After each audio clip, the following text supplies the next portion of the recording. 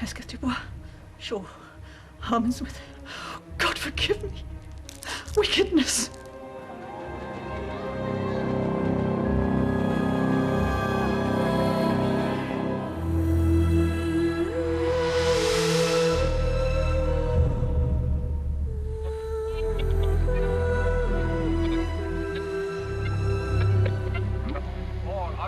That man may question. You seem to understand me. By each at once her chappy finger laying upon her skinny lip. You should be women, and yet your beards forbid me to interpret that you are so. Speak if you can. What are you? All hail Macbeth. Hail to thee, Thane of Glamis. All hail Macbeth. Hail to thee. Thank you, lad. Thank you. Of Cawdor.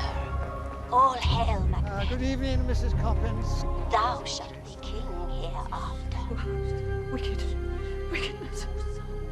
Oh, God forgive me. Perhaps somebody could watch out for the ambulance. Tuckerton. Mrs. Davis. Delafontaine. Mrs. Davis.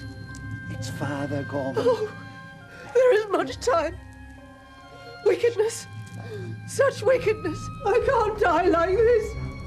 I must confess. Parkinson. Escatibwa. Shaw. Harmonsworth. Tuckerton. Stopped. It must be stopped. I'll do everything that's necessary. Mrs. Davis? Mrs. Davis?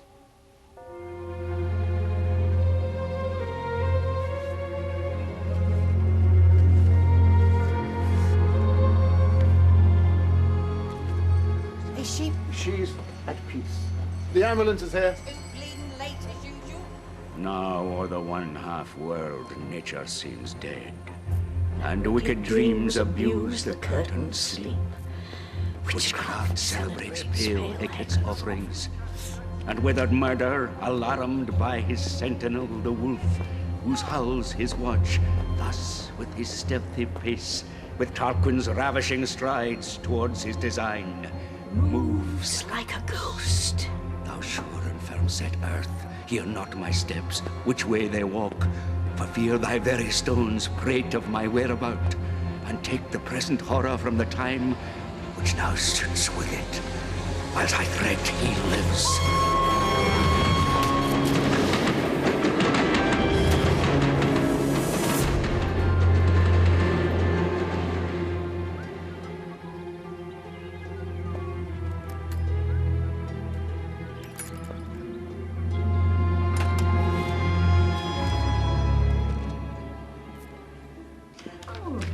Thank you, Bertie, dear.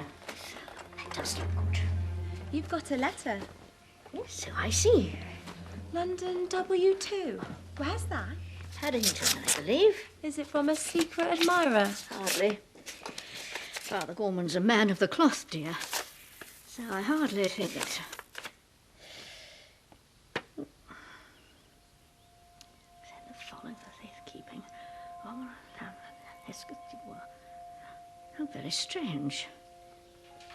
What's Rev 68, miss? It isn't done to read other people's correspondence, you know. No, miss. But what's it mean? Well, it's the Book of Revelation, chapter 6, verse 8. And I looked, and behold, a pale horse, and his name that sat on him was Death, and hell followed with him. Don't like the sound of that. Well, it's the Bible, dear. I'm not sure you're meant to. Oh, good morning, miss. Thank you, Billy, dear.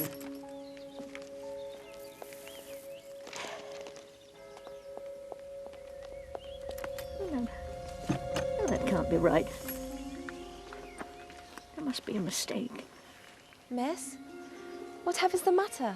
Well, it's Father Gorman, the man who just wrote to me. He's been murdered. Inspector Lejeune, I've unseamed your padre for you, from nave to chops. Father Gorman. And? Well and truly coshed. First blow probably killed him, but whoever did it made sure. Nasty business. Nastier than you'd expect for robbery, Dr. Kerrigan. Was it robbery? Well, his pockets were turned out and the lining of his cassock ripped. Well, they couldn't have hoped for much. Parish priest, in my experience, usually poor as... well. Quite. But they battered his head in to make sure. One would like to know why. Anyone come forward? Yes, as it happens, just about to take a statement. Dear Jane, I send the following for safekeeping. Ormerod, Sanford, Parkinson, Hesketh, Dubois, Shaw, Harmonsworth, Tuckerton, Corrigan, Delafontaine. Revelation 6-8 will telephone tomorrow evening and explain. Yours affectionately, Patrick Gorman. What do you make of it? Apart from the biblical reference, I'm not quite sure what to make of it yet. The names don't mean anything to you? I'm afraid not. If I might ask how you knew Father Gorman? We met during the Great War at a convalescent home where I was nursing Sister. He served as chaplain with the 7th Royal Irish Horse. Brave chap. Yes, he was. And when did you see him last? Oh, not for some years, but kept in regular touch. And why do you think he would send this to you? Perhaps he thought someone may wish to take it from him. A list of meaningless surnames? They meant something to Father Gorman, and presumably to someone else. The newspaper said that he'd been called out to attend a dying woman shortly before he was attacked. Mrs. Davis, that's right. You questioned her neighbours, presumably. Her fellow tenants, yes. 23 Benthall Street is a lodging house run by a woman called Coppins. It's just that I know from my own experience that people don't always realise the value of what they have seen. We have done this sort of thing before, Miss Marple. Of course, forgive me. It's just, Father Gorman was such a good man. It's hard to imagine why anyone would want to hurt him. Things have changed, Miss Marple. Goodness doesn't seem to count for very much anymore. It's an unforgiving world, and the city is a long way from country life. Of course, it is possible, isn't it, that the dying woman told him something. Perhaps he had to get those names down on paper as soon as he could, before he forgot them. Well, anything's possible, of course. It's what makes my job so interesting. I'm sorry to have put you to any bother. No bother at all. Very public-spirited of you to come forward. Father Gorman was a good friend. He should have justice. He will. I promise. We'll find them. Meantime, try not to trouble yourself. No. Goodbye. Goodbye.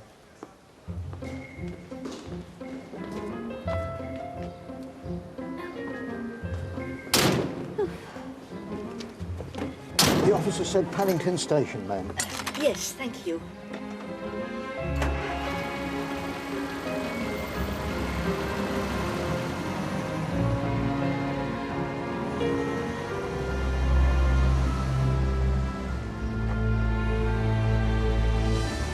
Driver. She was all right Monday week. She was all right when the gas man come on the Tuesday. She was all right on wash day. Then, that's right, she come down with the flu. I told her to rest up. Well, she would go out. It settled on her lungs. Well, what did she do, Mrs. Davis? Oh, till about a month ago. I think it was customer relations. Or research. Or some such.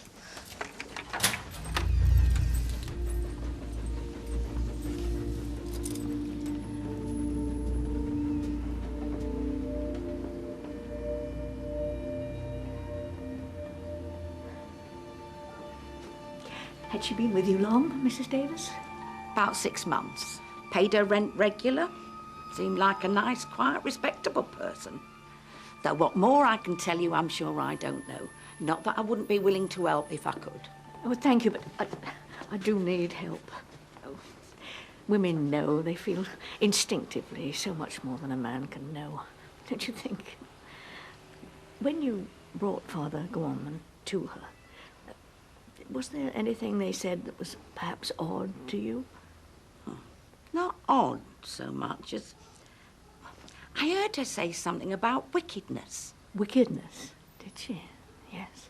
Well, they have to confess, don't they? Romans, before they die. So I suppose that was it. Was she an unhappy woman, do you think? Oh, I wouldn't say so. Businesslike she was, methodical. Nothing worrying her that you knew of? No, no.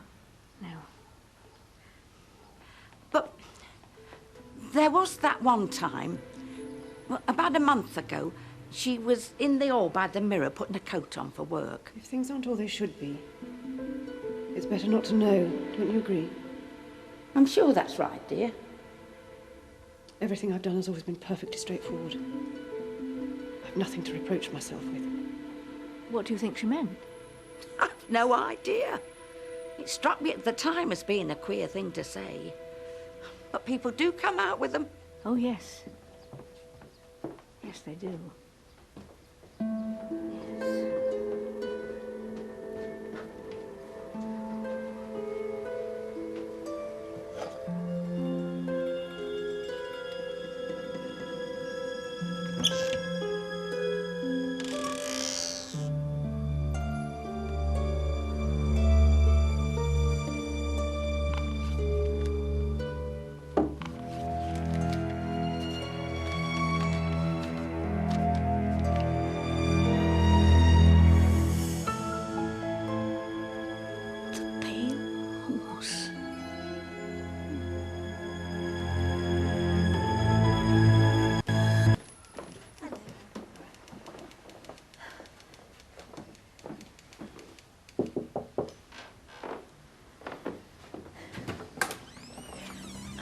Mr. Osborne? Yes? Jane Marple, I wonder if I might bother you for a moment.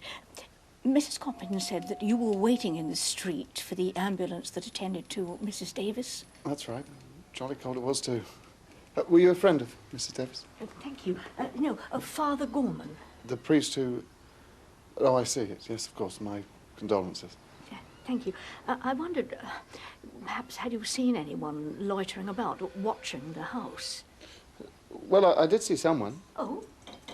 He was tall, about 50-ish, wore his hair rather long underneath his trilby. Oh, he had a sort of half-moon scar about here. Oh, yes. He struck a match, you see, to light a cigarette. That's when I noticed it. What was he doing? Just standing on a corner, smoking. Then the ambulance arrived, and I'm afraid I got rather caught up in all that. Did you tell the police? I did mention it to the constable, not that he paid it much mind. They seem to think it's a straightforward case, Father Gorman. Robbery. Yes, yes, they do, don't they? You don't? Well, you see, on the night he died, Father Gorman sent me a letter. He did? Just a list of names for the most part. Well, I shan't keep you any more, Mr. Osborne. I've disturbed you enough as it is. Oh, hardly. No, I'm just typing up my sales report for the office. Oh, thank you, Mr. Osborne, thank you. Oh, not at all. If there's anything else I can do. Oh, you know, as a matter of fact, I rather think there is.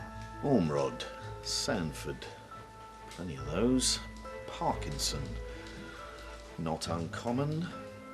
Hesketh du Bois, that's a bit of a mouthful. Can't be many of them. Hesketh.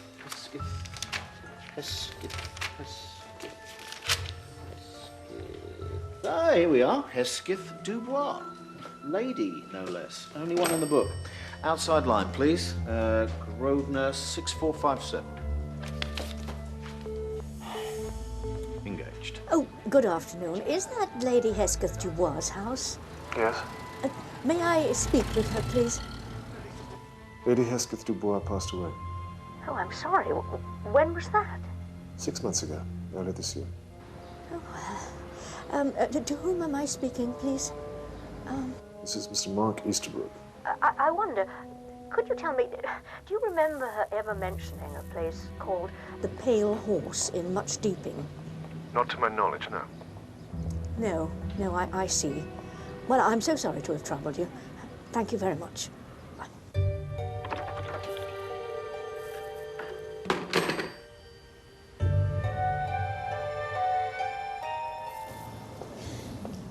It's such a desolate spot. I shouldn't have brought you here. I asked you to. All the same. No, thank you for coming with me. I don't think I should have had the courage to come here on my own. Somehow I doubt that. You seem quite brave indeed. I don't know about brave, but one must face things as they are. The truth, however awful, can never be as bad as one's imaginings. I suppose not.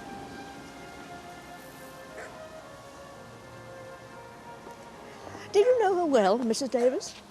Only to nod to her in the hall, I'm afraid. She seemed perfectly nice, though. What makes you ask? I just wondered if you'd ever heard her mention the pale horse. A pale horse? No, I don't think I... No, not a pale horse, the pale horse. Can't say as I did. What is it? Well, I believe that it's a little hotel or inn of some kind in a little village called Much Deeping in Hampshire.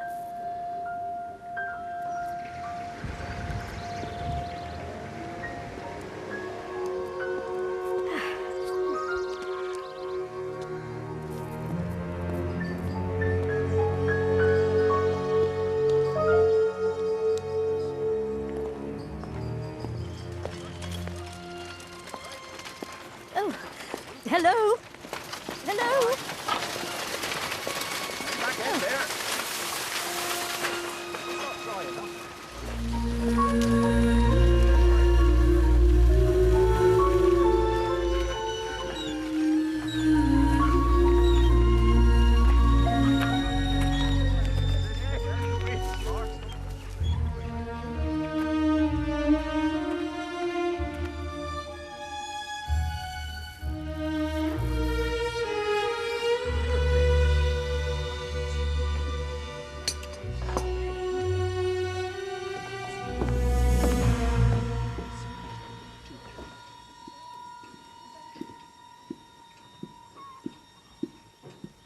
Will you be staying with us long, Miss Marple? A few days, I think, Miss... Damn 4 days. You're down for the burning, are you? The burning? Well, each year the village celebrates the witch trials, 1664. It does tend to draw the crowds. Ghouls. I can't say I approve, but it helps keep us afloat. Thurza Grey, proprietrix of the Pale Horse. Jane Marple, how do you do? Room 5, please, Sybil. Bella will take your luggage.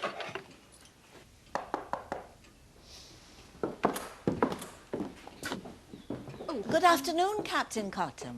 Afternoon. Mrs. Cottam. Settling in comfortably, I hope. Oh, yes, quite comfortably, thank you. Your cleaner, Bella, isn't it? Well, she came in yesterday to do the room. Yes. Well, we had the do not disturb sign on the door, and my husband likes to take a nap between 2 and 4, so if you could... I'll speak to her about it, of course. Thank you. See, only have to ask. Captain and Mrs. Cottam are local residents, rather awfully. They had a fire last week. Oh, dear. Yes, I see.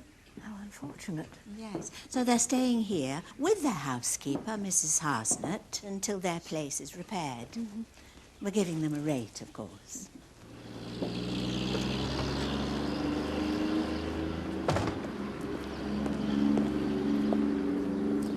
Quite. Mr. Easterbrook? Yes? Lejeune, sir. Frank Lejeune, 617 Squadron. Lejeune? Well, I never. Hello, old man. How are you? Very well, thank you. Well. Good old Frank. So, what are you up to these days? I'm a police inspector. Heavens, there's a thing. For my sins. Well, other people's, sure. As often as not. I read your articles now and again. Oh, do you? I enjoy them very much. It's good of you to say so.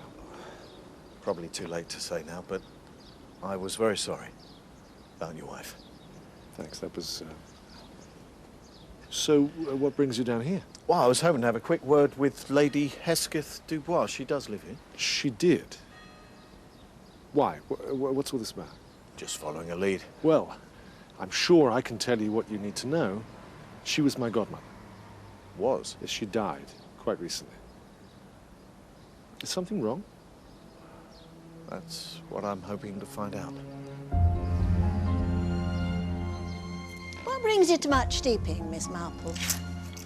How's Outside of the burning, I'm afraid we have very few visitors these days. Oh, really?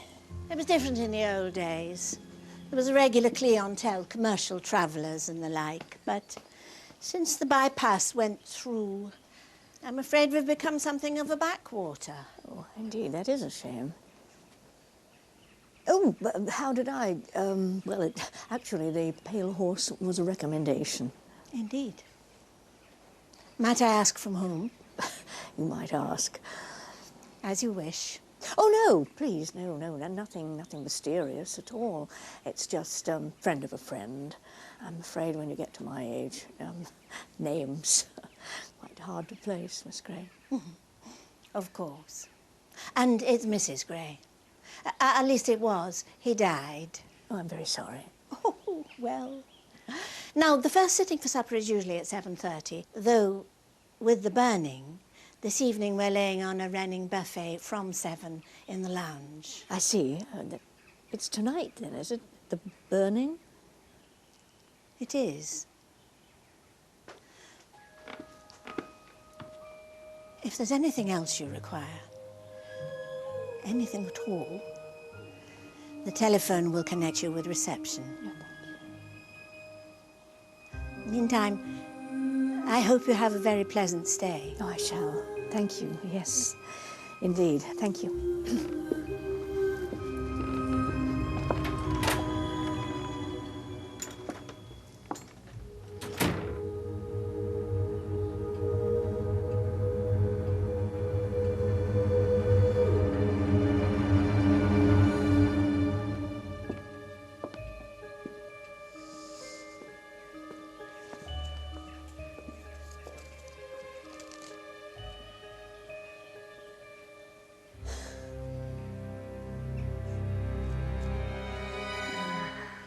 Hesketh Dubois, deceased.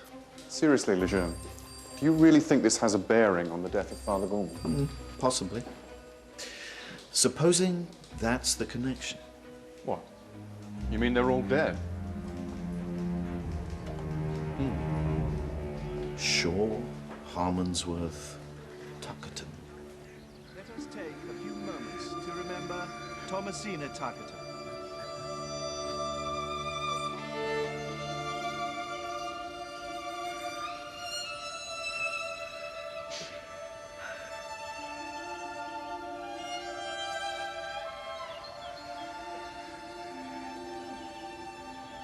Mrs. Tuckerton! Where were you, Mrs. Tuckerton? She needed you. I tried to track you down. Stop it, Ginger. You're not family, and this is none of your business. Mrs. Tuckerton!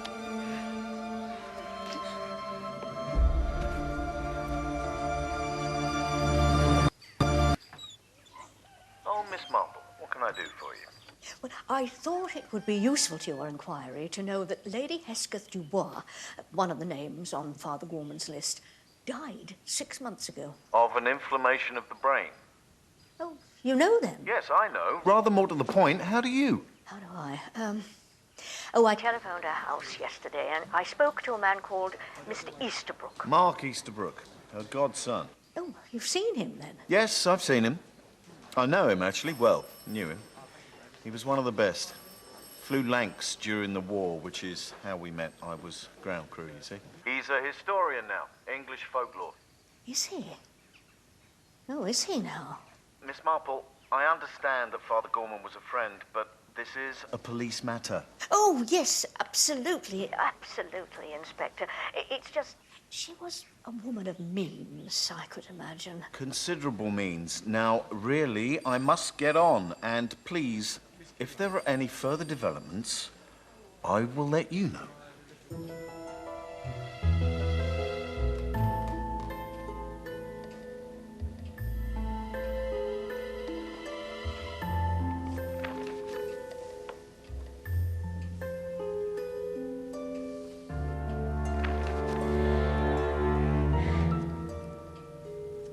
Sanford, 12th of September.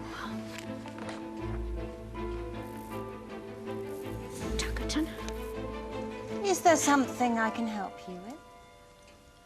I was just wondering how busy you were in the spring. You were thinking of coming back so soon? Well, it is such a lovely spot, even at this time of year. Oh, we like it. Yes. Have you been here long, Miss Stamfordus? Yes, we've been here 8 years. Thursday and I bought the freehold in April, 47.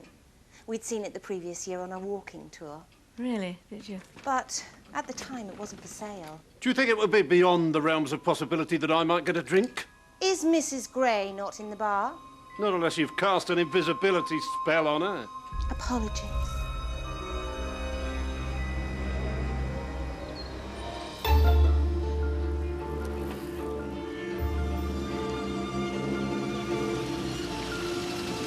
Hello. Need some help? Is this a way to much steeping? I hope so, Miss, Corrigan. Ginger Corrigan. Mark Easterwood. I need to get to the Pale Horse. Me too. Would you care for a lift? Yes.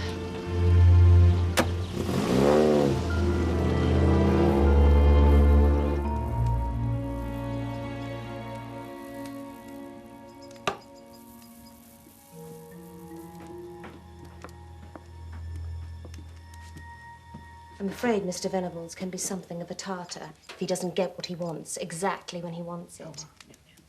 I expect it's on account of his polio. It's something I can get you.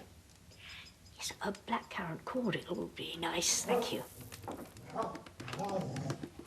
Damn it, Cottam, I've warned you before about your bloody animal. All right, steady on. Good dog shot. I tell you, if I see it sniffing around my place again, I won't be responsible. Like you wouldn't be responsible for the fire at my house. What the bloody hell are you talking about? I'm not going to sell, I've told you, no matter what tricks you get up to. What are you talking about? You might have money, Venables, and good luck to you, but it doesn't mean you can have any damn thing you want. All I'm saying is I wish you'd keep your bloody dog under control. Stupid bitch is a menace. Look, I know you've had a few, but would you mind watching your language in front of my wife? My apologies. Right. Mrs. Harsnett not joining you for a constitutional today?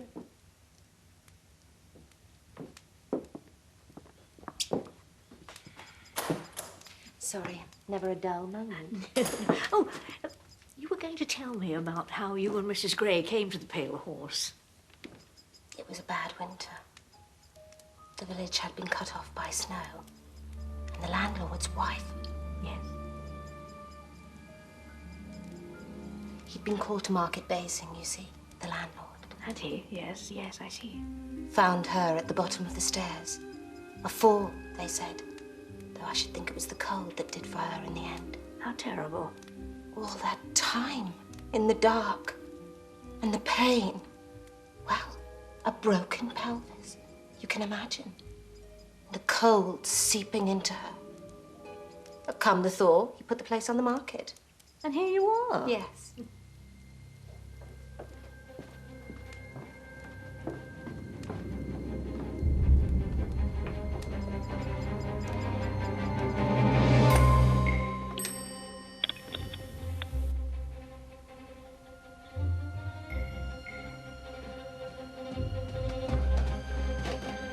Hello? Mr. Osborne? Yes? Jane Marple. Ah, Miss Marple. You well? Yes, very well, thank you. It really is the most extraordinary place. Oh, did you find what you're looking for? No, nothing yet. But there is someone in the village I'd very much like you to see.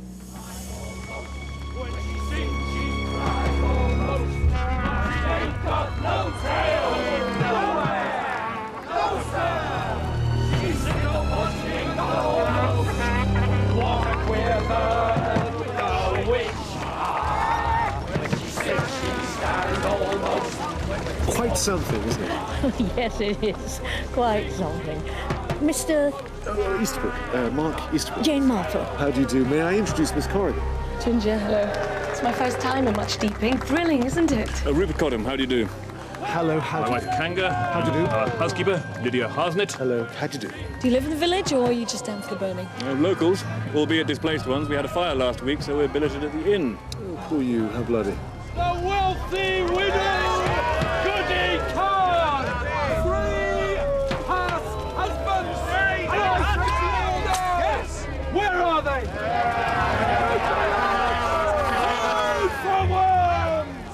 Didn't quite catch what it is you do, Mr. Easterbrook.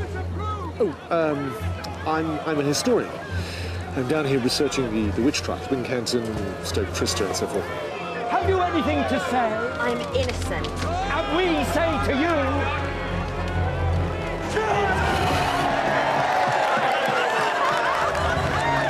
There's a brass in the church you might care to see, Mr. Easterbrook.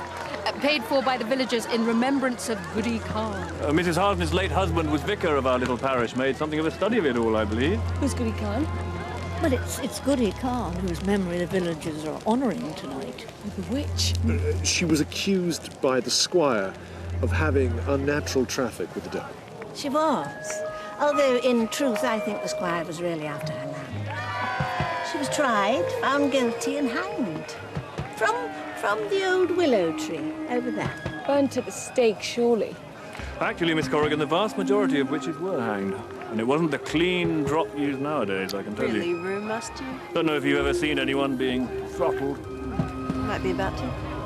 Not a pretty sight, all I was going to say. Cripes. Well, people still say that good old Goody is making her way home at a cock's stride, and that when she reaches the farm, the whole village will go up in flames.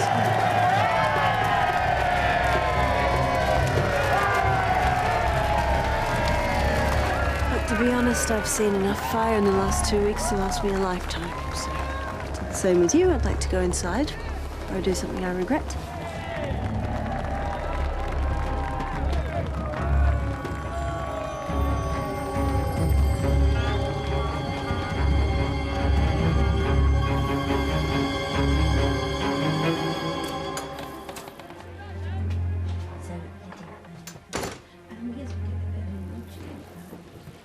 Good night. Oh, good night.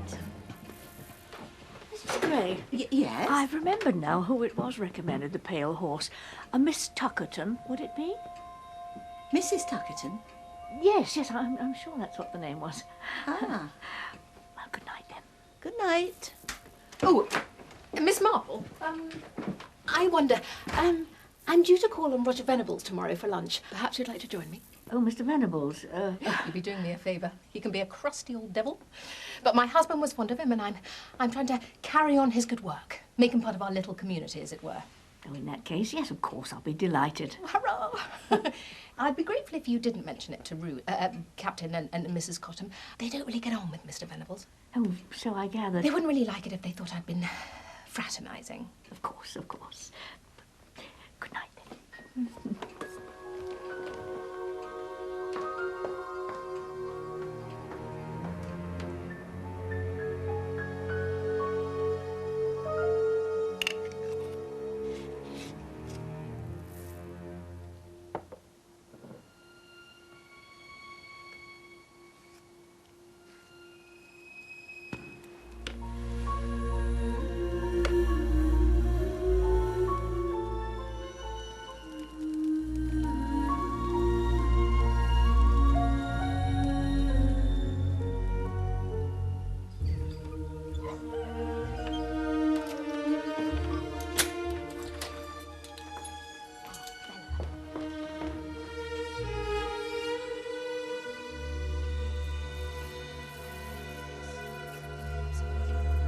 Good morning, Mrs. Gray.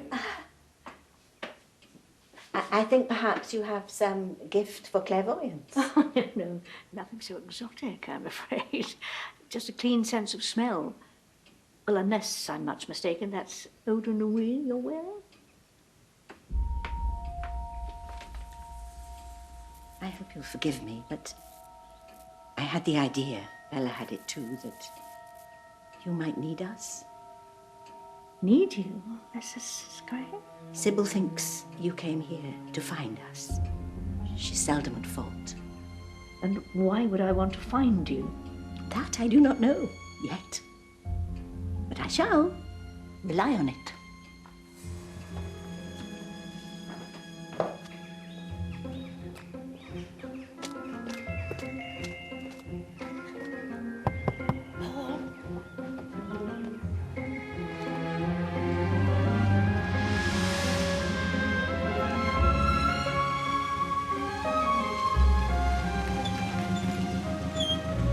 Last night at the burning, you're sure it was him, Mr. Venables? Yes. Heaven knows what he's done to himself since. Oh, the wheelchair, huh? You know, from all I can gather, he's been unable to walk for some years. Really? You sure? I could have sworn that was the man I saw. Could you have been mistaken, perhaps? I could have. It's possible. Unless he has a twin brother. Now that would be an answer. In fiction, perhaps, but in real life it doesn't happen, you know, it really doesn't. No. I expect not. I'm sorry. I can't help but feel like I've wasted your time. Oh, no, please, don't think that. Not at all. Your Father Gorman. Someone should answer for it. They will. They will. And I think it's possible that Mrs. Davis may have visited the Pale Horse. And what makes you think that?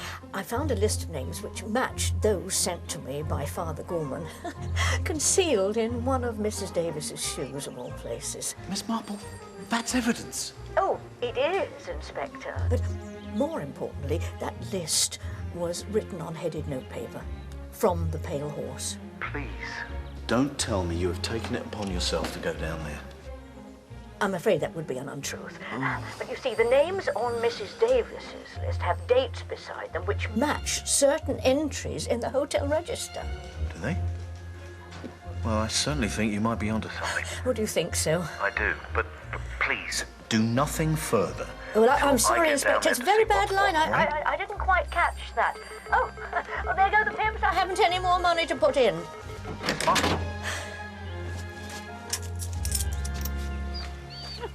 Good morning. That's just gone. Ringworm. Frightfully catching. I don't want the other dogs getting it. Oh, no. Or yourself. This wretched stuff makes the fur fall out, leaves a bare patch for a bit. But it'll soon grow back, won't it, old dog? Ready for the op? Oh, yes, indeed. I'm going to show Miss Marple round the church. Ah, very nice too. Yes. Have you worked long for Captain Cotton? 2 years, nearly. After my husband died, they were kind enough to offer me a position. Your husband was vicar here, I understand. Yes, he was. Yes, Philip had been a missionary, you see, in West Africa. Malaria. Weakened his heart, I think. Over the years, last attack wasn't strong enough to... No, I am sorry. I hope you don't mind, but I've asked Miss Corrigan to join us. No, not at all. Good morning, Miss Corrigan. Oh, do call me Ginger. Everyone does. Good Lord, Mr. Venables must be rolling in money. Yes, and no one really knows where it came from. He's quite the mystery man. Travelled the world, you know. So, it seems a supreme irony that I should have emerged unscathed from some of the most disease-ridden corners of the globe, only to contract polio in my own rather dull little country. Eastbourne, Lido, 1949. God rot the place and all who live there. Tell me, Mr. Venables, why did you come to live in Much Deeping, so far away from everything? Do you have friends here? No. I came to this part of the world precisely because I knew no one here. Did you? Yes, well, I see. Yet for all that, I find I'm now on the tourist trail, a site of historic local interest, along with the burning and those monsters up at the Pale Horse. Monsters, Mr. Venables? You know what they say, two's company, three's a coven. It seems a little harsh. I know there's some as finds them useful, Mrs. Harsnett, but in my opinion they should be driven out, with pitchforks and burning brands, if needs be. What they're up to in that place? What are they up to? Wickedness. All manner of black devilry. Of course, I was brought up with the devil. Believing in him, I mean. And, you know, he always did seem to me so silly. With hooves and a tail. Capering about like a ham actor. Call me old-fashioned, but I really can't go along with this modern playing down of evil as something that doesn't really exist. Wouldn't you agree, Miss Marple? Oh, yes, indeed I do. And evil is powerful, sometimes more powerful than good. It's there. It needs to be recognised and fought. Fought, Miss Marple. Otherwise, we go down to darkness. Last night, Miss Marple, did I hear you right? What's that, dear? You told Mrs. Gray you knew Mrs. Tuckerton. Wouldn't be an Amelia Tuckerton, would it? Stepdaughter by the name of Thomasina. Possibly. As I say, she's just a friend of a friend. Why? I worked with a girl at the gallery called Thomasina Tuckerton. Tommy Tucker, we called her. Oh, well, it might be. Very well might be. You must ask her. No, that's impossible, I'm afraid. Tommy died 2 weeks ago. Oh, I'm sorry. And only a few weeks before, she'd been so happy. John had asked her to marry him. And she'd accepted him, yes, I see. We thought it must be some sort of nervous alopecia, but she just got weaker. What did the doctors diagnose? They didn't know. She was just so alone.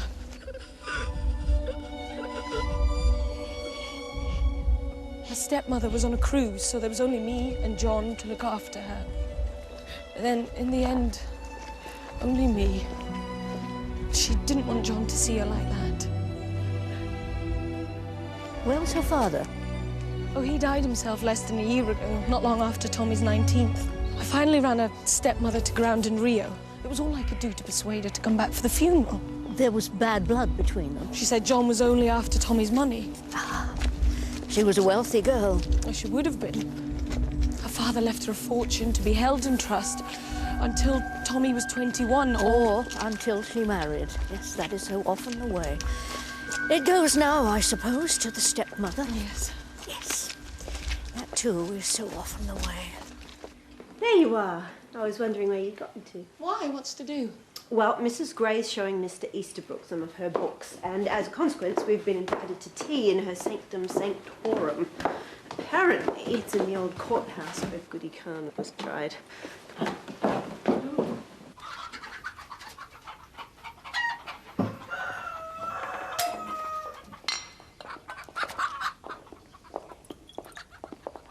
Goodness, what a lot of poetry you keep. Can't say I care for hens. Mostly cockerels, they be.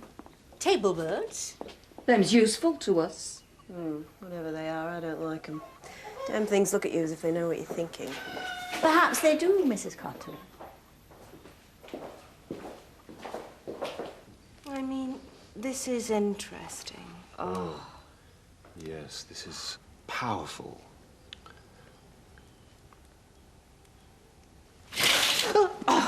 Honestly, Thurza, I do wish sometimes you'd knock. I'm surprised you didn't divine my presence, Sybil dear. Mrs. Gray, you really do have some wonders here. An original Malleus Maleficorum and this, Grimoire Sadokismus Triumphatus. Very rare indeed. Oh, it's so nice to meet someone who admires one's treasures. So it's the Sweet G seances then, is it? Ah, that plain and forthright voice for which the Antipodes is so rightly renowned. You're well informed, Mrs. Cottam. Someone must have been talking. In a village, I find everyone knows one's business far better than one does oneself. I'm sure the three of us enjoy a splendid, sinister reputation. Done all you want. Yes, thank you, Bella. That'll be all. Give it here. I'm sure someone will have told you. Bella is the local witch. Really? Yes. She has certain powers, though not as great as those that Sybil enjoys. Well, I have always been attracted to the occult.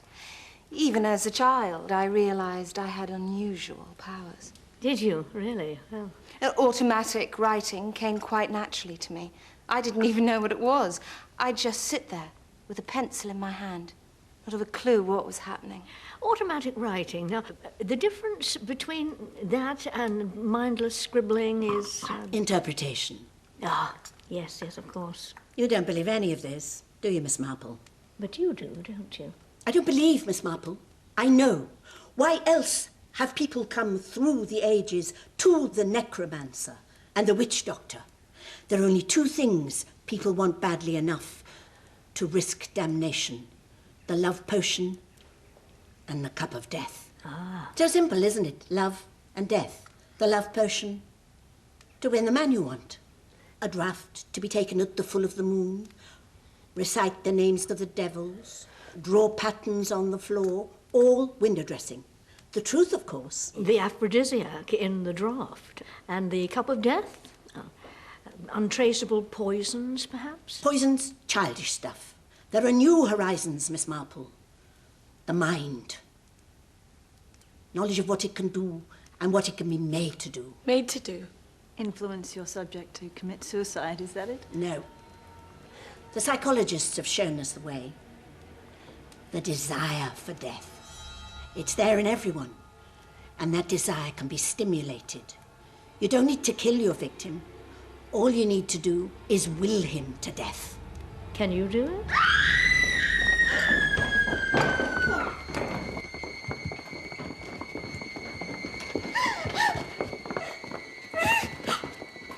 Kanga! Oh my God! Lydia, what is it?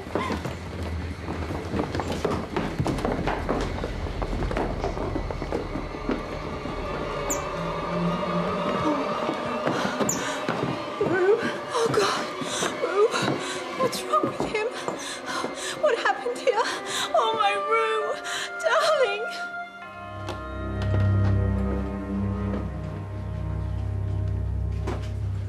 Oh. Excuse me, sir. Good heavens, Lejeune. What are you doing here? With you in a moment. When I got back from lunch with Mr. Venables, Rue had... Oh. Captain Cottam had already retired. It was his custom to take a siesta at that time of an afternoon. I took him a cup of tea at 4 o'clock. Yes, around then. And, that's when I found him.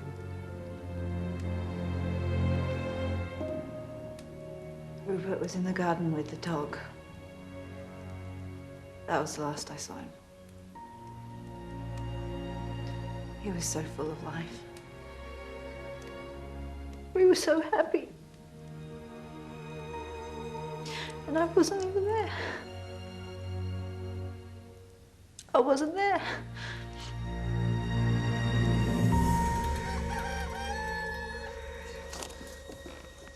Hello. Oh, hello. Thought you might like this. Oh, thank you. You've been seen? Yes. Though what the police think, I can tell them. There's no suggestion there are any suspicious circumstances. Not so far as I know. I've been meaning to ask. How was it you heard about the Pale Horse? It's my field. English folklore. Yes, of course. What's your interest? Oh, just bad old curiosity. I'm not sure I believe that for a moment. In fact, you strike me as the sort of young woman who's never had an idle thought in her head. I'll take that as a compliment. You should.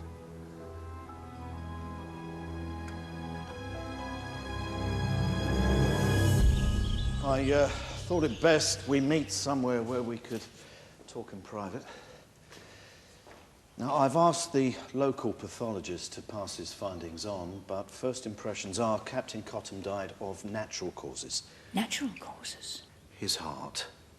It would appear he'd been exerting himself after a fashion. I understood he'd gone for an afternoon nap. It's possible he may not have been having 40 winks by himself. Oh, If yes, you- well, I see. I must say, I thought there was rather more to their arrangements than simple housekeeping. And Mrs. Cottam party to it, would you think? I would think so, wouldn't you? Goes on, Miss Marple. You only have to read the Sunday papers. But it doesn't mean there's anything sinister about it. Look, I'm sorry. I know you've the best of intentions, but the long and the short of it is, I can't go poking my big London nose into Hampshire police business because you've got a feeling it isn't done. No, of course. Mind, you could have knocked me down with a feather running into Mark Easterbrook against us. I'll admit it's a rum go finding him down here. Not that I'm suggesting he was involved with what happened to Father Gorman in any way. No, of course not. But it is a long while since you've seen him. The man you knew. He does seem changed. But he's more cause than most. Maybe since Isla. His wife. Whirlwind romance, head over heels. Whisked her off to Italy for a honeymoon, Amalfi Coast. Car accident. Brakes failed. She was killed outright. I imagine Mr. Easterbrook was lucky to survive. She was with a friend. Ah.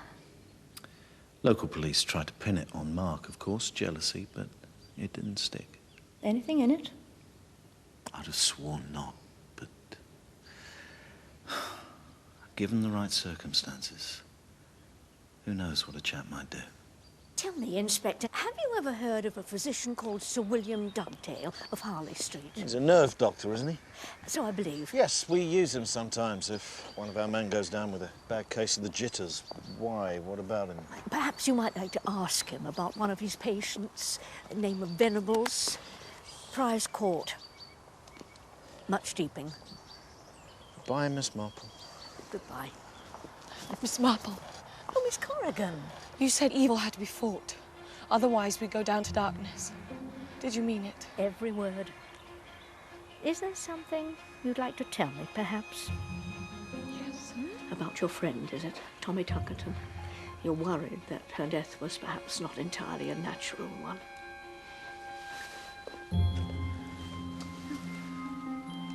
C.R. Bradley. I found it at Tommy Tuckerton's house. Her stepmother had it. That's what led me here.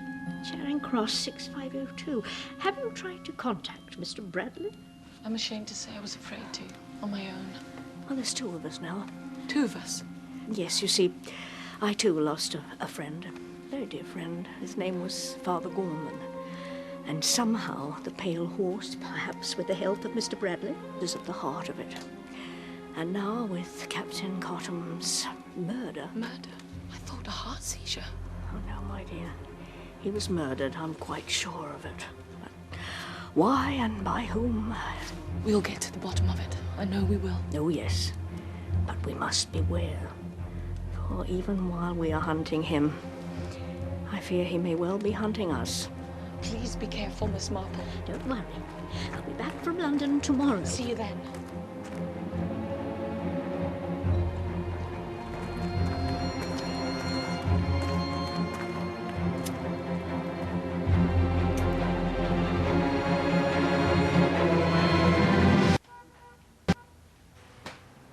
Oh, dear lady, how may one be of service?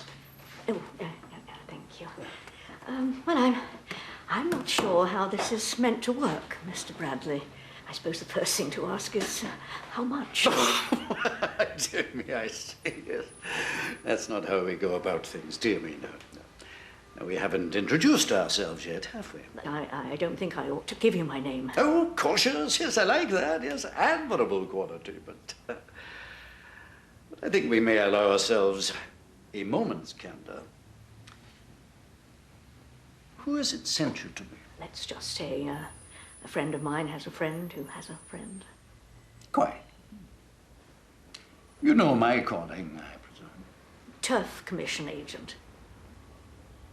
Interested in horses, perhaps? Betting?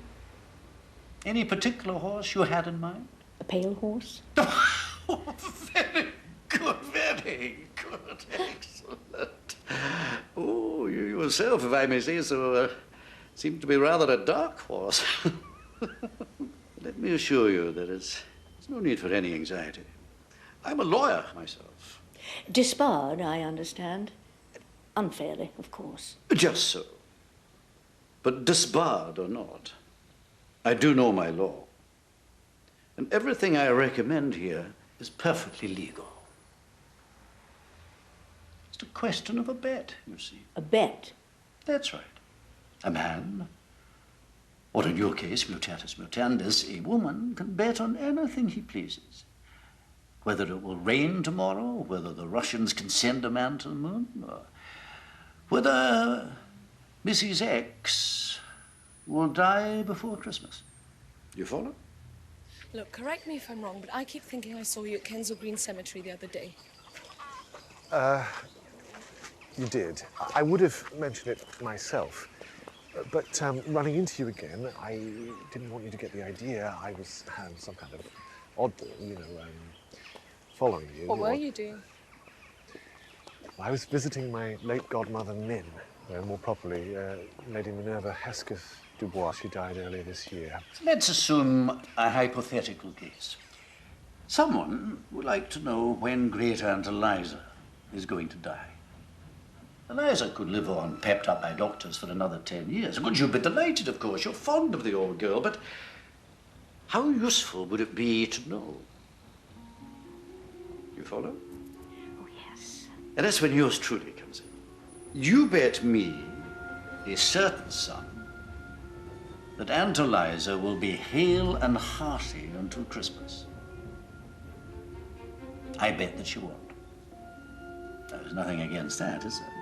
She was a decent old stick. Good innings, mind.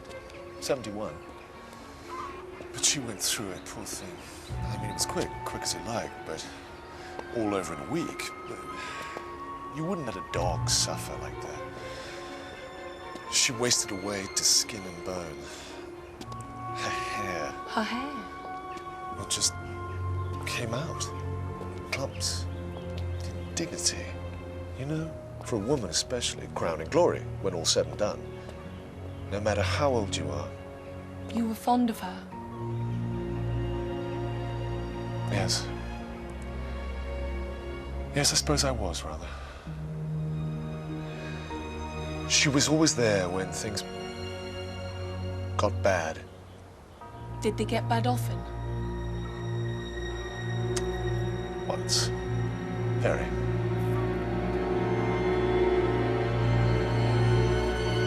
We draw up a contract, sign it. I give you a date. I say that a fortnight from that date, Aunt Eliza's funeral service will be read.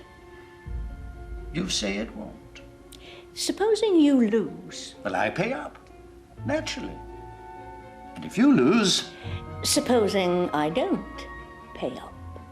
I really shouldn't advise that. I'd like to think about it. Of course, by all means, yes. Never rush into anything. No, if you decide to do business, you come back and we'll go into the matter more fully. No hurry in the world. No hurry at all. Where does the pale horse fit in? More things in heaven and earth, Horatio, than are dreamt of in you. Don't ask me how they do it. I don't know. But rest assured, whatever it is they do, it works.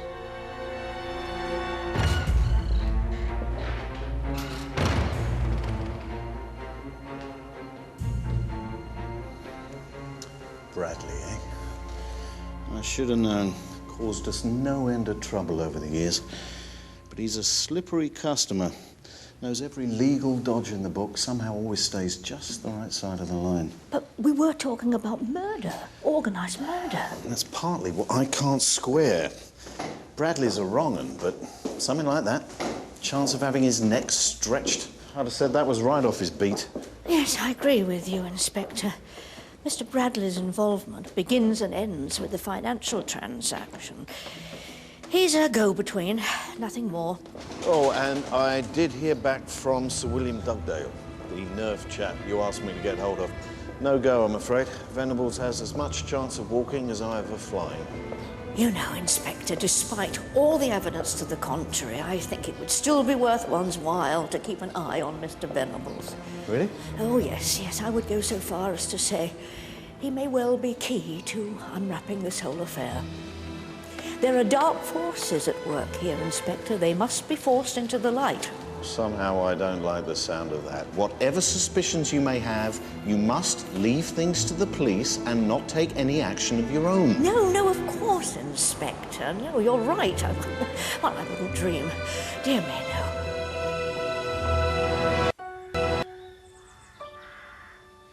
According to the tale I put on Bradley, he left yesterday in his lunch hour to deliver a letter to an office on the other side of town. And the place looked derelict, but we've run it down. Registered offices of Customer Reactions Classified. Some sort of market research outfit. The Registrar of Companies lists the director as an Ian Morris Noon, with an E. Oh, well, it would be, wouldn't it? I mean, it's a front, obviously. But Ian Morris Noon. I am Noon. I am no one. Or I'm number one, both, probably. Well, a man's got a sense of humour, then. And it would seem to confirm your instinct that Bradley's just the middleman. Forgive me, but wasn't there some mention of consumer reactions with regard to Mrs. Davis? Yes, but the neighbours say that no one's been near nor by the office in months. You really think that Pale Horse is connected? Don't you? It's a big jump from putting on scare shows for the gullible to actual murder. All these people who died, presumably somebody profited by their deaths. Oh, yes. Lady Hesketh Dubois left about 50,000. Niece and nephew inherit. Both could do with the money, but both were abroad when she fell ill.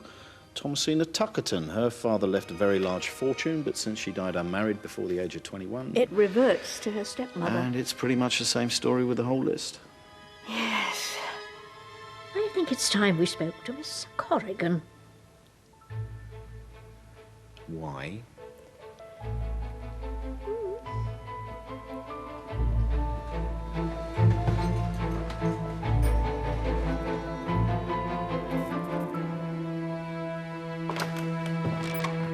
Good heavens. What are you doing here?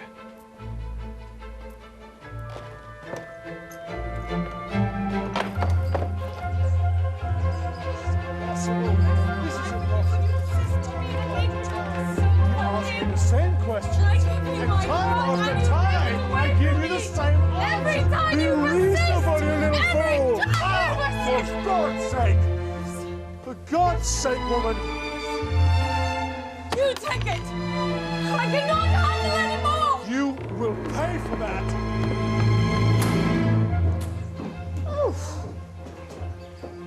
Oh, Miss Corrigan. I thought you were here till the end of the week. Fred have been called back to work. An emergency at the gallery. Oh, I am sorry. I shall be sad to see you go. Your bill, Miss Corrigan. Thank you. Mrs. Gray, I wonder, could you do me a favour? While packing, I noticed I seem to have misplaced a glove. Brown suede, the left, if you should I'll have... send it on to you. Well...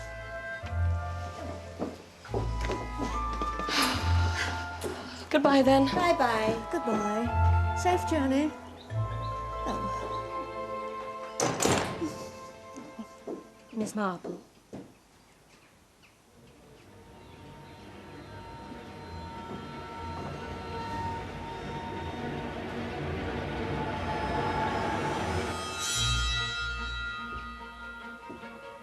Well, well, well.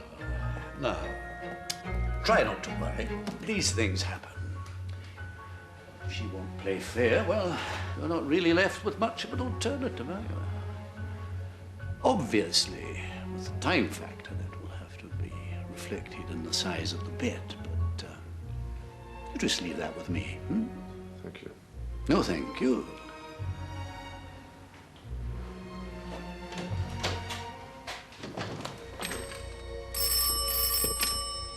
The Pale Horse? Oh. Tonight? I've had the preliminary findings on Captain Cottam through. Doesn't look to have been a heart attack after all. The pathologist says he's never seen anything like Cottam's insides. It looked as though he drunk about a gallon of drain cleaner. Morning. Morning. Oh, great heavens. Of course. Yes. Oh. Now I see.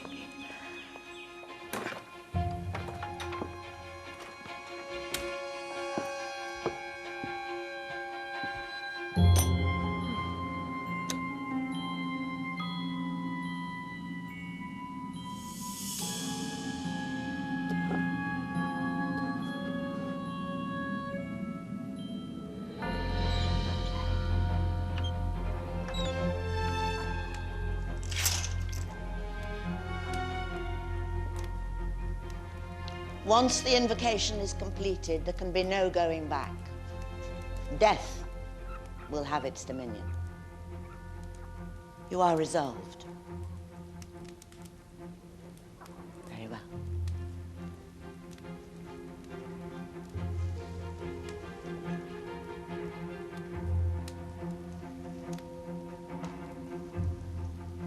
You have brought what you were instructed to bring? Yes. it belongs No, to... no. No names.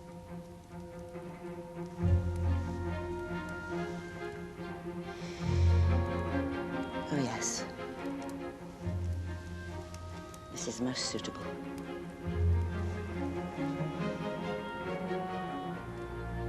The physical emanations of its wearer are very strong.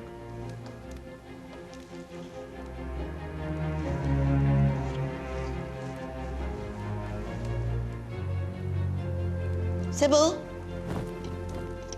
we're ready for you.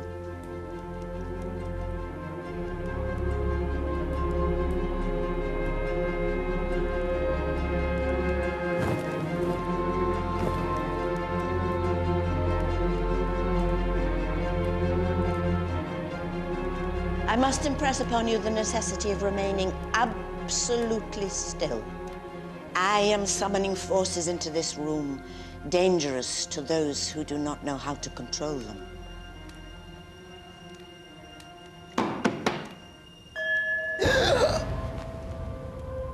I am here. Is that you, Mackandal? I am Mackandal.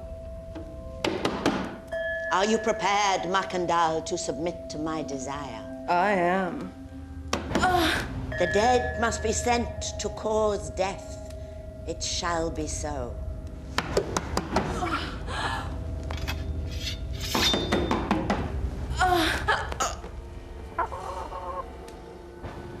Paul. Paul. Oh. Well, did you get a look at his legs? No, I didn't, but I think I know how he's been doing it. You do? Yes, let's just watch for a while.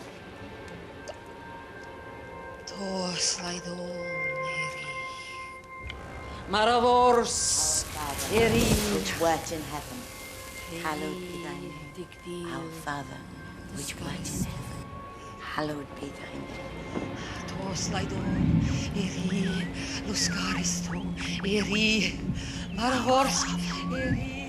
Which wert in heaven, hallowed be thy name. You are set free to be at one with the owner of this glove. Only death solves all problems. Only death. There is always a weak spot. The tissues of the body obey the mind. The tissues. The flesh. Towards death. Towards death. Death the conqueror. Death soon. Death the conqueror. Strength. Very, very soon. Death. Death. Death.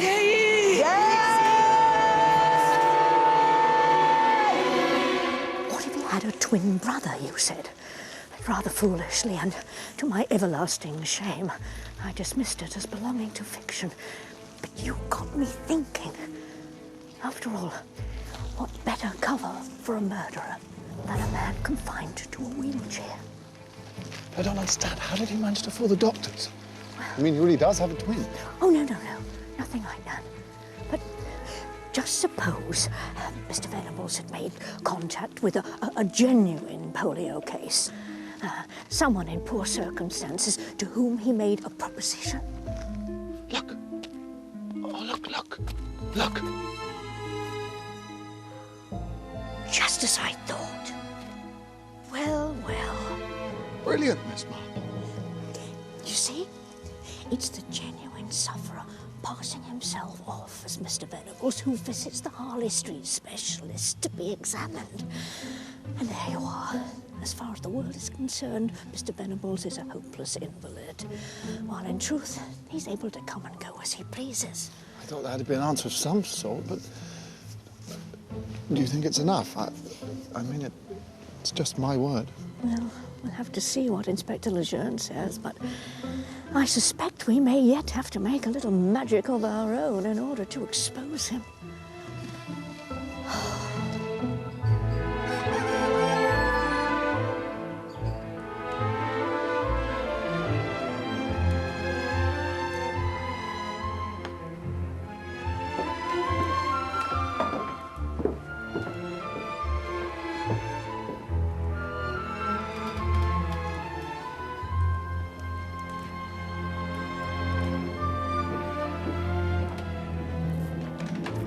me a moment. Ooh. There. Okay. Oh. I think I must be molting. Are you sure you're up to this, Miss Marple? Well, you know, I think I might be coming down with a cold, but I'm not going to let it stand in my way. There. Now, are we for the off?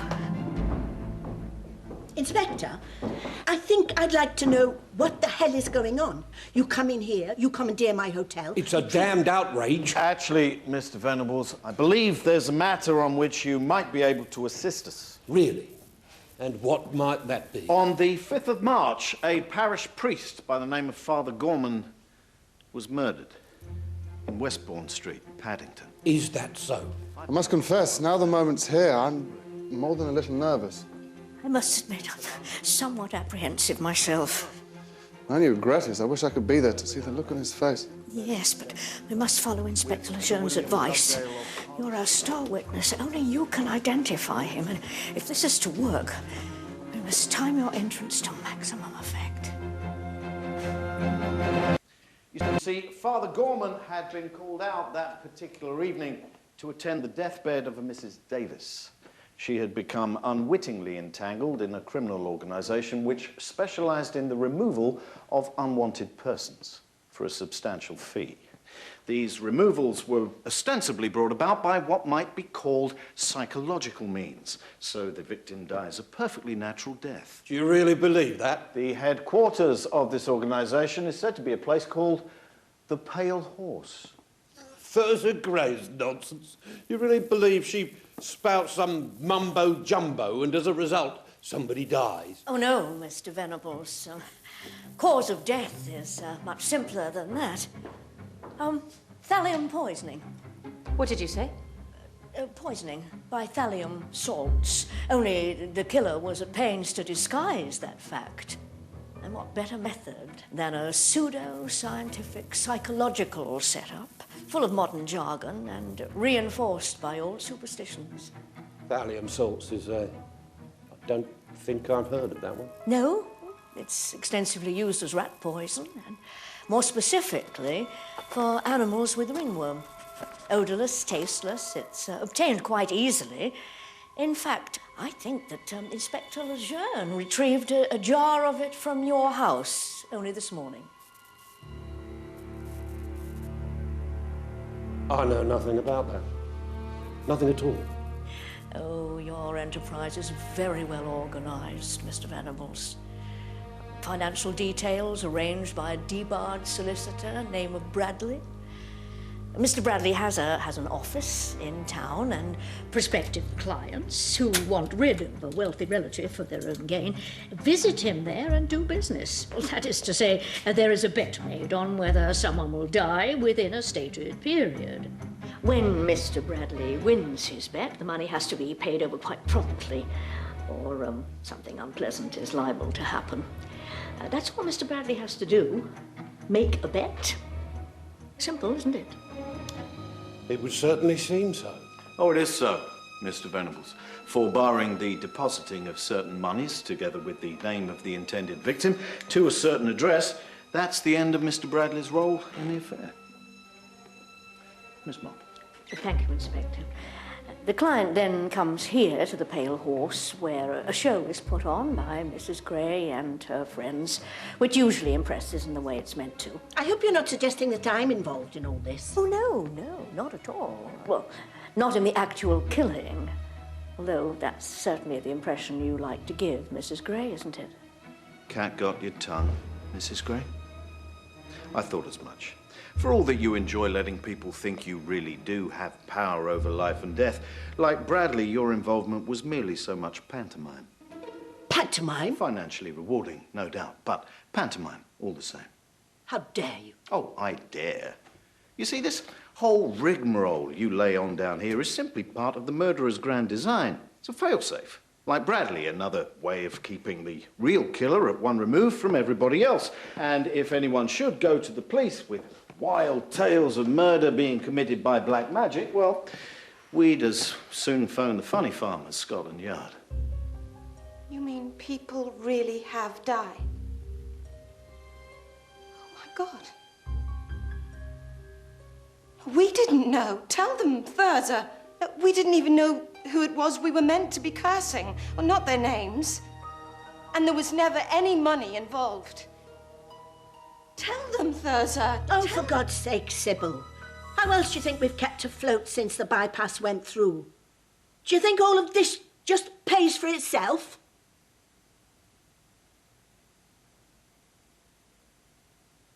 But I just thought it was a bit of fun. Fun, Miss Stamfordis. And now to the simple facts behind the scenes, as it were. Certain women, to the best of their knowledge, bona fide employees of a consumer research concern, are sent by the anonymous head of the enterprise to canvass a particular neighbourhood with a questionnaire. What bread do you prefer? What toilet articles, cosmetics do you use? And so to the last step, the only action performed by the mysterious head of the enterprise himself. He may pose as a plumber, electrician, a workman of some kind, in order to gain entry. But whatever his role, his object is simple. Replacing an article he knows by means of the consumer research questionnaire that his victim uses with a poisoned substitute, which sooner or later does its deadly work. The victim falls ill, a doctor is called, but sees no reason to imagine anything untoward. You see, but for the hair loss, thallium poisoning looks like nothing more than a natural death. You see the beauty of this scheme, Mr. Venables?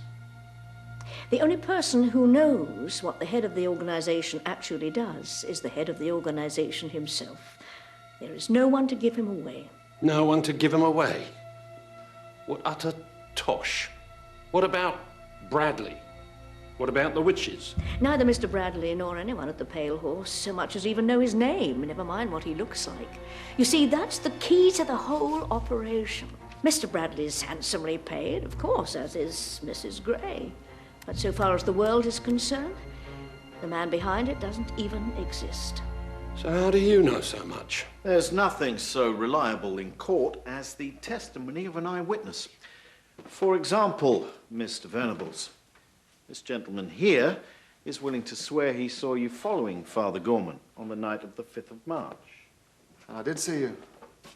I described you exactly. Didn't I, Miss Marple? Yes, you did. Rather too exactly, perhaps. Because I'm afraid you didn't see Mr. Venables that night you were waiting for the ambulance. What? Let me introduce you, Mr. Venables, to Mr. Paul Osborne, late of Benthall Street, Paddington. You'll feel a personal interest in him when I tell you that Mr. Osborne, who, like yourself, has been under observation by Inspector Lejeune for quite some time, was unwise enough to plant a jar of thallium salts in your house, only this morning. Oh, I didn't. Be quiet. You see, not knowing of your condition, Mr. Osborne amused himself by casting you as the villain of the piece. Miss Marple?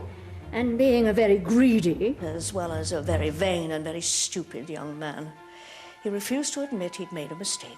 Worse, he tried to implicate you further by murdering Rupert Cotton. Who should we look to if murder was suspected, other than the man with whom the late captain had such a long-standing and bitter feud? How do you suppose I managed to achieve that? You said yourself that's not how thallium works. Yes, but it wasn't thallium you used on poor Captain Cotton. Oh, no. In the kitchen, Inspector, you will find a jar of dried beetles, Lighter piscatoria of the Melodae family, more commonly known, I believe, as Spanish fly. Crushed to a powder, and in the minutest doses, it has a reputation as a powerful aphrodisiac. Alas, the potion I saw Lydia Harsnet buy from Bella Ellis, as I believe was their long-standing arrangement, was of no such minute dose, but rather one that had been tampered with and prepared to a lethal strength, so that when Captain Cotton drank it, voluntarily, his insides were burnt beyond saving.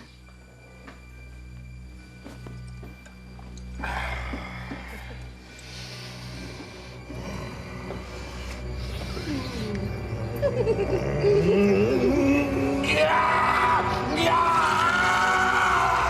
that not the case, Mrs. Harsnett? Lydia? Kanga, I'm so sorry. Rue insisted. We'd used it before. Well, you know we had. You wicked, wicked boy! How could you? Even then, one couldn't be sure that Paul Osborne was the brains behind it all. The mysterious head of the enterprise. Not without saying how he was going about it. So, we asked Mr. Easterbrook to commission a little murder of our own.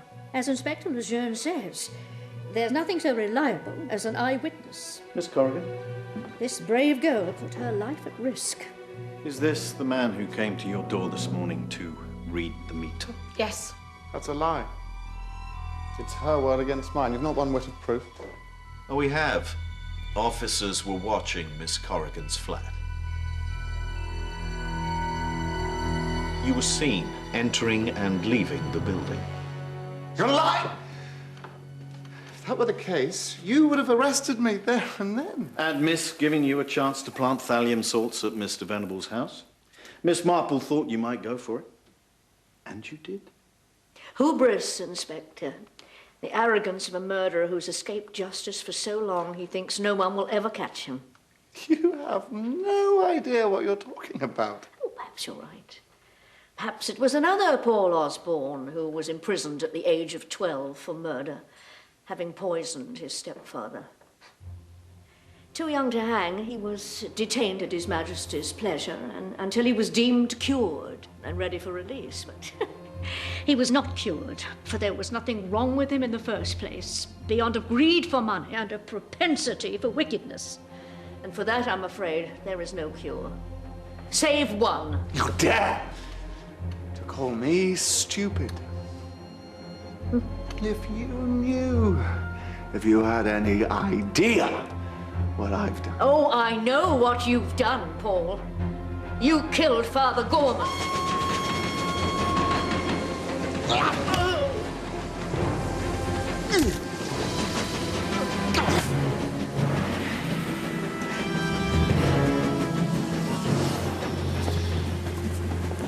And now I know why. Really? You killed him because you realized Mrs. Davis would have told him what she knew of the Pale Horse. And how do you imagine Mrs. Davis knew about the Pale Horse? Oh, I imagine it began with something as simple as recognizing a client's name in the obituaries column. And once you've seen one, well, I suspect she followed Bradley back from one of his trips to the headquarters of Customer Reactions, consulted him, perhaps much the same as we did, and that's what led her here. And well, you couldn't have that, so you poisoned her. You suspected Mrs. Davis knew the names of all the people you had murdered. Well, you were right. She'd made a list. You think you know it all, don't you? Oh, well, we'll see who has the last laugh. You'll be sorry. I presume by that you're referring to the pot of face cream I keep on the dresser? The one you laced with thallium? Well, fortunately for me, I'm rather set in my ways, and I always keep the labels on my potions turned towards me. It's so much quicker to see what you're looking for. But you're ill. As I said, I think I may well be coming down with a cold. Your hair. Window dressing, Mr. Osborne. As Mrs. Gray will confirm, the trick with magic is always to show the audience exactly what it is they expect to see. Now you see it. Now you don't. You are an interfering old witch. You won't be killing anybody, not where you're going. Get him out!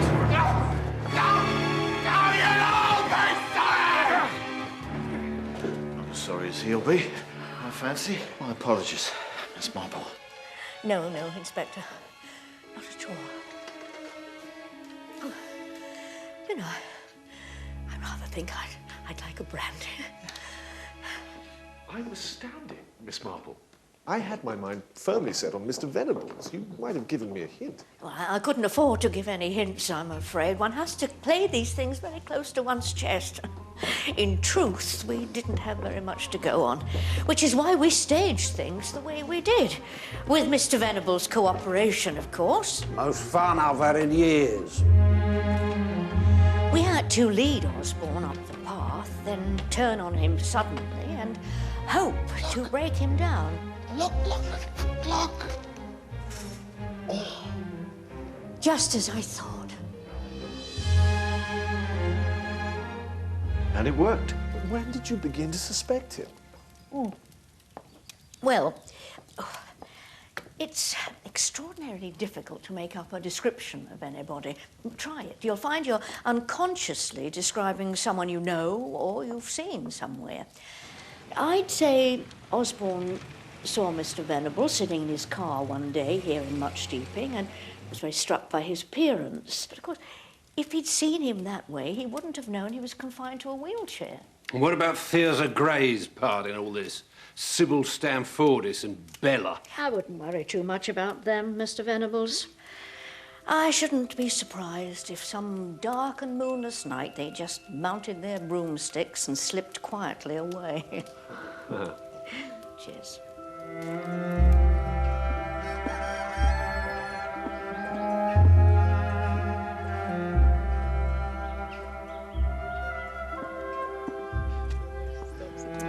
Well, Miss Corrigan, good to see you looking so well.